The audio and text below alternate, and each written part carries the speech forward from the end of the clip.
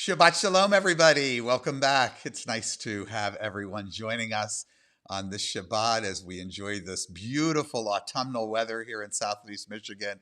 I'll tell you, the pandemic has been quite horrible and evil, but I can't say enough for the weather. We've had a beautiful spring, summer, and now we're having a spectacular fall. When this thing is over, those of you not from our area, you should be sure and try to explore Michigan. I don't get paid for saying that. Again, welcome. A couple of announcements. One, we have a wonderful speaker tonight, Rabbi Miriam Jairus. I hope that you'll enjoy her talk about celebrating differences as a rabbi, one of the first in the country to enthusiastically embrace intermarriages. So we'll welcome Rabbi Jairus in just a few moments. A new class beginning Tuesday that is open to anyone who's watching this. You don't need a password. You don't need to be a member. Simply go to our newsletter. It's always on our website at birminghamtemple.org or com, and you'll find a link to a kind of unique introduction to Judaism. It'll be approximately a bi-weekly course. We might jiggle it a little bit for Thanksgiving, but all the dates are on the announcements. It's right there in the newsletter along with the link. And I hope I'll see some of you at 7 p.m. Eastern Time on Tuesday night, October 27th, I believe it is. And finally, we have a few new musical pieces tonight recorded by our friend Stefan Kukaruga, and that's where we turn to now as we listen to and sing along with Lecha Dodi.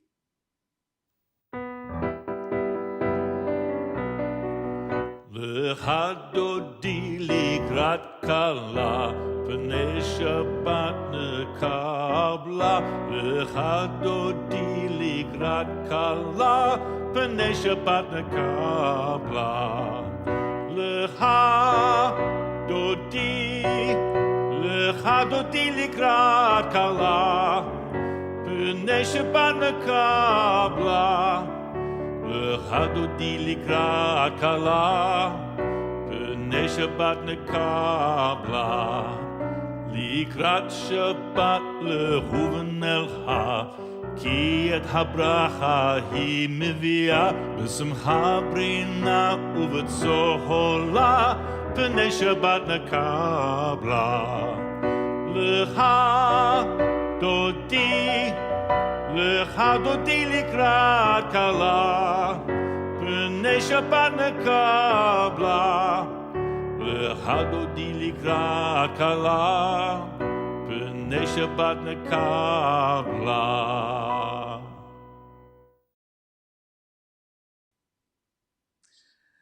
Our ancestors hallowed the Sabbath day. In dark times, it was a refuge for them, and in times of prosperity, it gave them rest and joy. As a community, we celebrate the opportunity to gather, even if only in spirit, as we imagine Shabbat anew.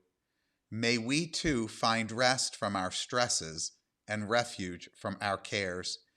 May we too feel the warmth of love and a sense of community. May we too feel our joys heightened and our sorrow softened by the love we give and receive. May we be blessed with Shabbat joy. May we be blessed with Shabbat peace. May we be blessed with Shabbat light. I'll turn now to Arthur, whose famous hands will light our Shabbat candles.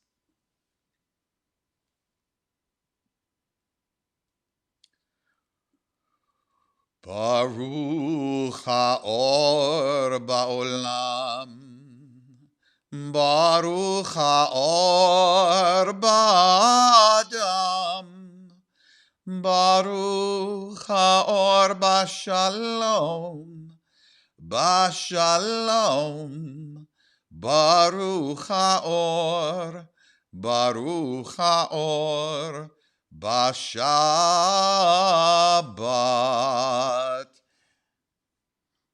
L'chaim, long life. Shabbat Shalom. Another song newly recorded with a new video showing some scenes of ancient to modern Jewish life. Ma Tovu.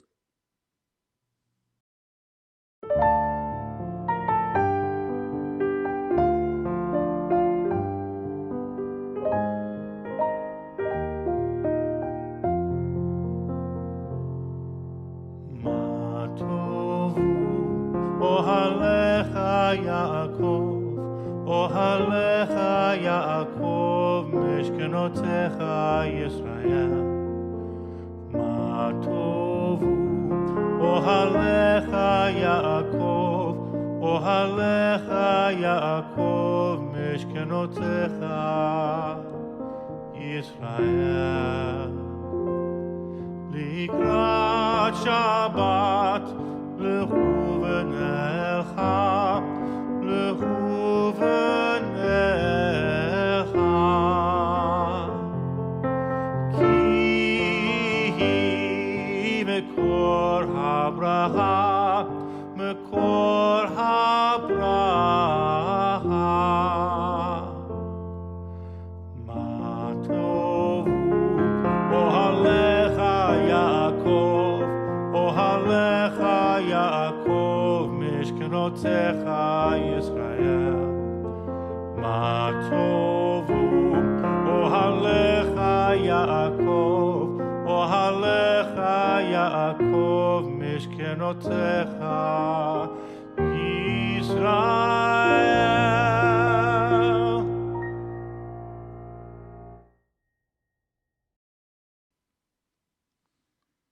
How beautiful are our tents when we stand together in unity and love, in the name of hope and harmony.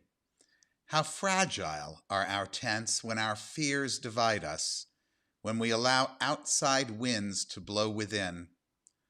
Who but we ourselves can define who we are, what keeps us strong, what keeps us whole? Who but we ourselves can shield us, carrying one another as one against the storm? How fair are our tents when we stand together in the name of unity, in compassion, in strength for our children and for our children's children. Ken Yehi. May it be so. We continue with Efo Ori.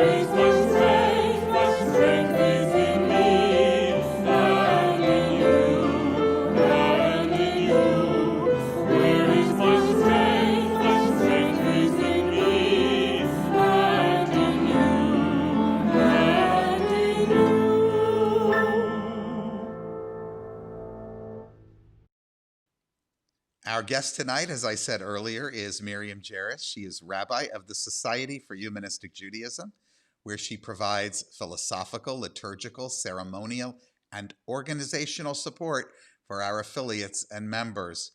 She also serves as an associate professor of professional development at our seminary, the International Institute for Secular Humanistic Judaism. Rabbi Jarris won the 2006 award, Lifetime Achievement Award, named for Sherwin T. Wine, and has served in many important positions throughout our movement, including as president of our Association of Humanistic Rabbis. She holds a PhD in Jewish Studies with a pastoral counseling from the Union Institute and University in Cincinnati, a master's degree in Near Eastern Studies from Michigan State University. I'm sorry, the University of Michigan. My Michigan friends would not like me goofing that one up. And a master's degree in Humanistic and Clinical Psychology from the Michigan School of Professional Psychology. She, as you hear, is quite accomplished, but she is also my dear friend and mentor. And I'm excited to present this short discussion we had about celebrating differences, intermarriage, and secular humanistic Judaism. Shabbat Shalom, Miriam. Thank you for joining us. Shabbat Shalom, Jeff. I'm happy to be here. I'm looking forward to talking to you about this. This is something we talk about a lot. And you, not only from your own life experience, but also your research, both a master's degree and a doctoral dissertation, wrote about intermarriage. And so maybe you could share a little bit about what you learned in both cases. Sure.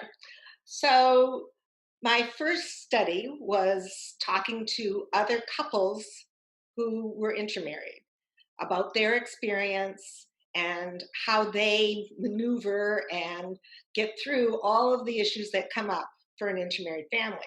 Now, I did this work in 1995, so there was quite a bit of difference then to now. And the work that I did for my PhD was talking to other rabbis who fully supported working with intermarried couples, including agreement to co-officiate with ministers from other traditions. So, from the first experience, and the kind of research that I did was always about you have to take something from your own experience and and then look to that situation with other people and compare those two experiences. So, when I was talking to other couples, most of the people I spoke to obviously were positive about being intermarried. They fell in love with somebody, and as a humanistic rabbi, I said, wonderful, welcome. I'd love to celebrate with you. And that's always our positive way of starting any conversation. And it was so interesting because couples come up with their own ways of doing things. So what I've learned is that there aren't rules. There isn't a set way of how to be a successful intermarried couple. There's just a lot of discussion and being very open and clear about what your needs are and what your partner's needs are, and evaluating when you have to make adjustments so that what you come up with is something that you both agree to. So, one situation like that in my own family, Steve and I started living together in 1987, and he moved in October. So the first thing we had to deal with was, what are we going to do about Christmas?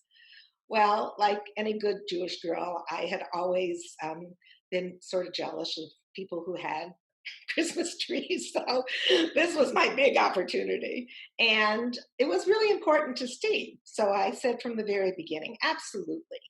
We have a Christmas tree and, believe it or not, Polish Christmas carols. Those were the two things that were important. But as we were getting ready for the holiday, one day he said to me, I'm going to go to the drugstore. And I said, what are you going to the drugstore for? And he said, to pick up some lights for the outside of the house. And I went, what? And there was that moment. And then in those days, I was very good at saying, now, what was that about, Miriam? And what I realized it was about was a childhood experience that I'd had with my parents, driving through the neighborhood at Christmas time and pointing to the houses with lights and saying, that's a Christian house, and pointing to the houses without the lights and saying, that's a Jewish house. And in my head, I said, I don't want anybody pointing to my house and saying that's a Christian house, because it wasn't. It was a house that brought together two different traditions. So that was really the biggest thing that came up between Steve and I. Otherwise, we're both humanists. We both have the same worldview. Luckily, especially today, we both have the same political views. So, we're still talking to each other. And but I'm always sensitive to what other couples have to go through. It's not always as easy. We were mature people. I was over 40, he was almost 50, and we could make decisions differently than younger couples. And I always saw it as my job to support young couples in figuring out who they were and what their traditions and backgrounds meant to them, and supporting them in making decisions together and then explaining to their parents what they had decided as a couple to do. So that was the first entrance into this study and into researching. My second research project was in speaking with other rabbis who agreed to co-officiate And I did speak to other people other than humanistic Jewish rabbis. Um, there was at least one person in the Reconstructionist movement who asked me not to share their name, and at least one person in the Reform movement who agreed to speak with me. And all the rest of us were humanistic Jewish leaders or rabbis. And what I discovered from that is a whole posturing about the rights of human beings to make decisions about their lives and about who they're going to be with based on the love that they feel for one another. That love was primary, and that humanistic Judaism supported the dignity of every single person to decide who that person would be that they would be with. And I know that my thinking was always, when you ask a couple to either choose the person they love most in the world or choose Judaism, what do you think they're going to say? They're going to support the person they love most in the world, and they needed somebody. They needed a rabbi. They needed a leader to be with them on that journey. In opening up our eyes to diversity and people who are different from us, that we don't get so caught up in the things that our parents taught us were true in the world. We open ourselves up to other options, which is completely consistent with what humanistic Judaism is about. What did you find was the attitude of, or have you found over the years, the attitude of the non-humanistic rabbis? Have you seen movement?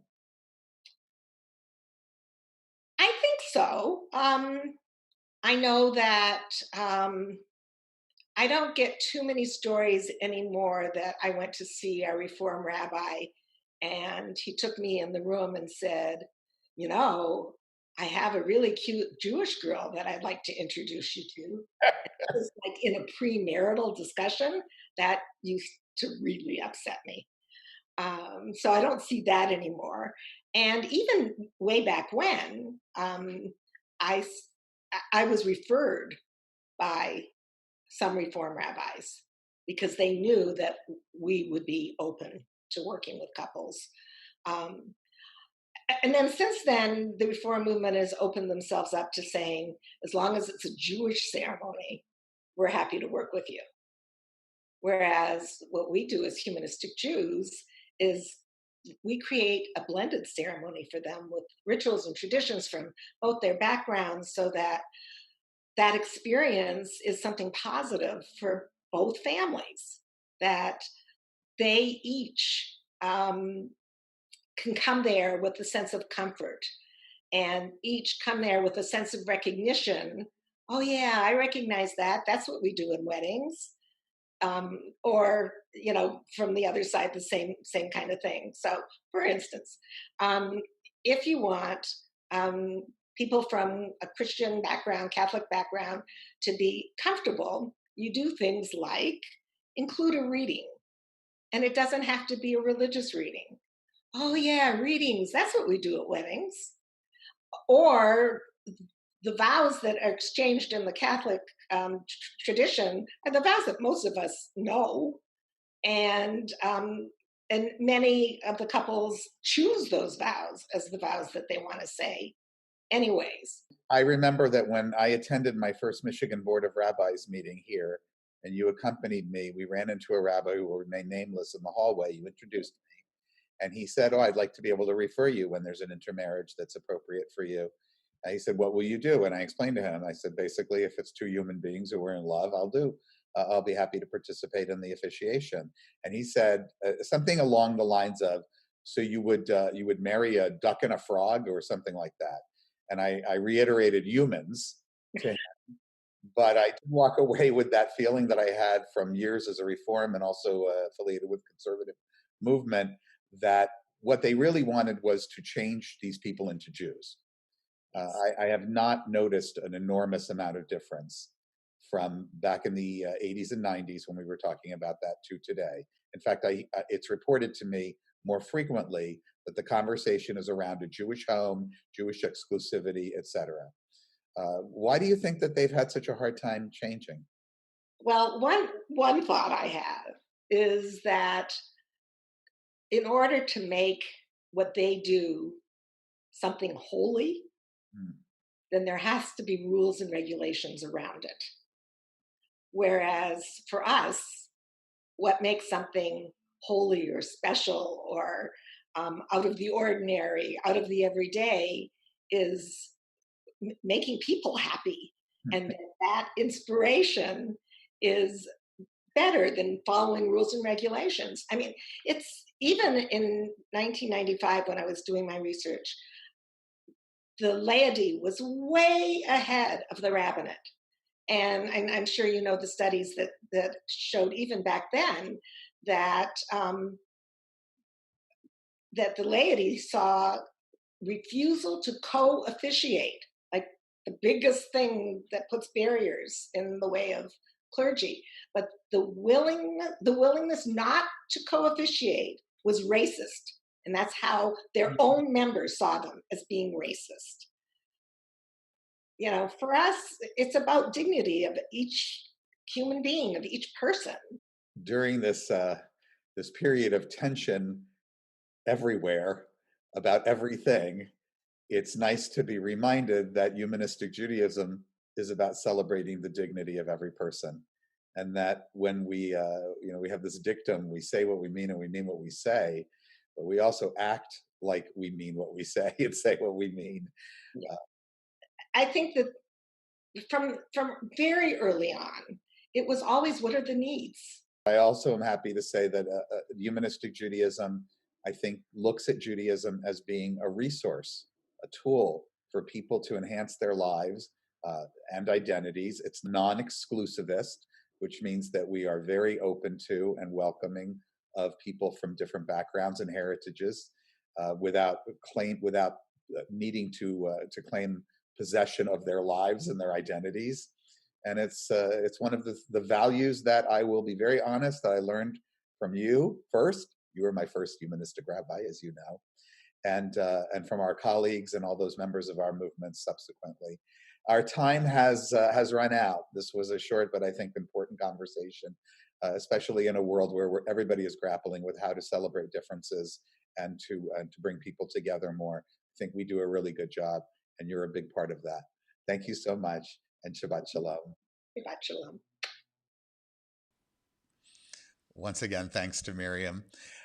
Next week, I'm going to have my own commentary. I'm going to talk about, as we come up on the anniversary of the assassination of Yitzhak Rabin back in the 90s, I'm going to talk about that and what it has in common with the almost execution and the kidnapping, near kidnapping of our own governor here in the state of Michigan, Governor Gretchen Whitmer. So I hope you'll join us next week on the eve of this election as I talk about incitement and the dangers inherent in it as we head to the polls.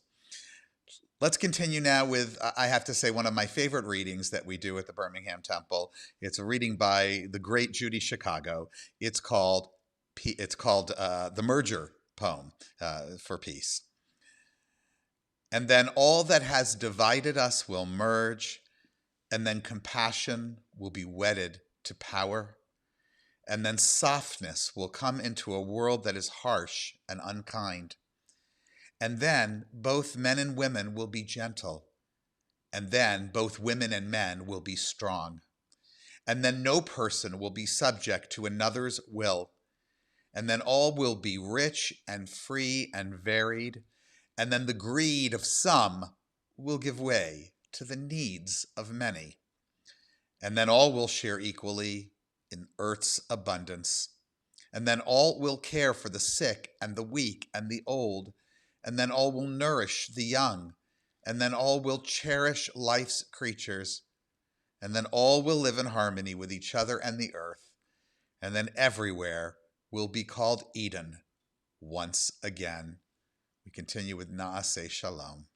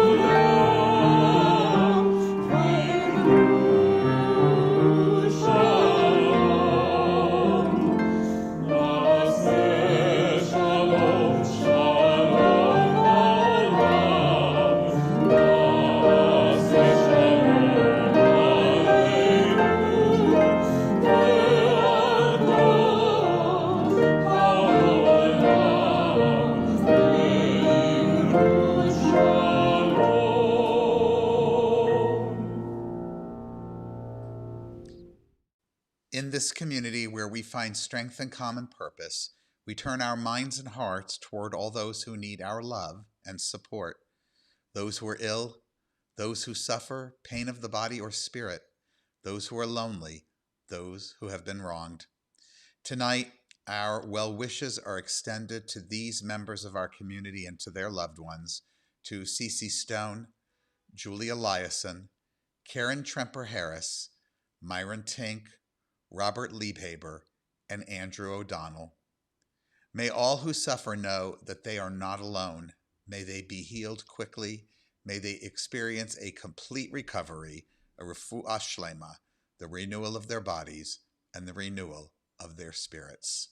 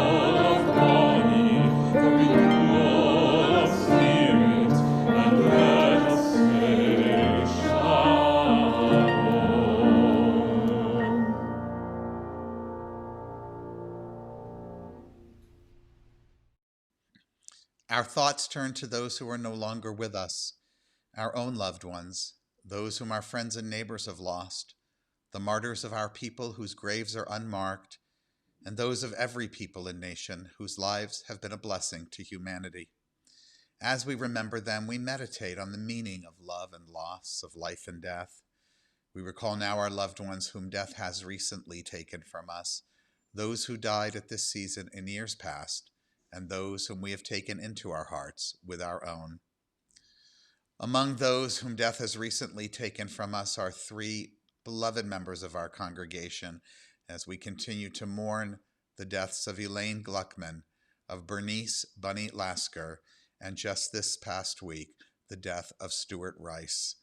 We also recall tonight these yahrzeits: Abba Balgley, Hugh Greenberg, Kenneth Mitchell Jacoby, Ben Matthews, Harry Surratt, Jeff Spillman, Gertrude Gaydon, Samuel Glass, Arna Rubach, Alfred Jack Sellen. Yehi Zichronam Livracha. May their memories provide us with a sense of comfort as we walk the earth in their absence. So that's our gathering for tonight, everybody. I look forward to the opportunity to be with you next week, and I welcome anybody who joins us this week for any of our many classes, and particularly the new one, An Introduction to Being Jewish, the Jews and Their Judaisms. That's the title for it. And as I mentioned at the beginning, everyone's welcome. Details are in the newsletter. And if you miss a session, it will be recorded. We're going to conclude now with one of my favorite songs. It's called Peace Be With You. Shabbat Shalom. Peace be with you.